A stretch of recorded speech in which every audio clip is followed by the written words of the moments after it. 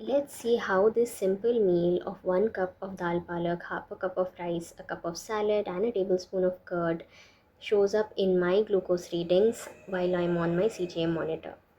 So if you see this plate here, it contains the carbohydrate portion mostly coming from your rice. That's half a cup of rice, about 30 grams of carbs here, 12 to 15 grams of protein coming from dal palak, and cup of salad giving you good amount of fiber, and about a few grams of healthy fat also coming from your curds.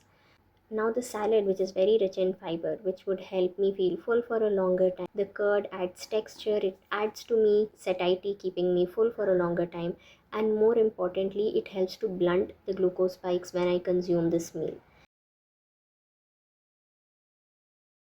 Now, here's what the CGM typically shows. Once I consume this meal, I can see that after about 15 to 20 minutes, the sugars start to spike. And here, when my sugar levels before the meal was about at 87 mg per dl, and after 2 hours, the sugars have already stabilized, and the maximum spike that I am seeing in my CGM monitor is 125, which is about, you can say, a 40-point spike after I have consumed this meal, which is very steady, very stable, and I feel full. I did not crave for snacks afterwards.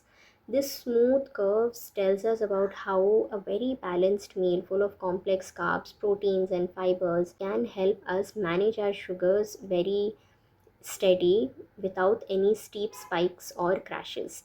So about 350 calories in this meal, about 30 grams of carbohydrate, 13 grams of protein approximately, and 8 grams of fat are added in this meal.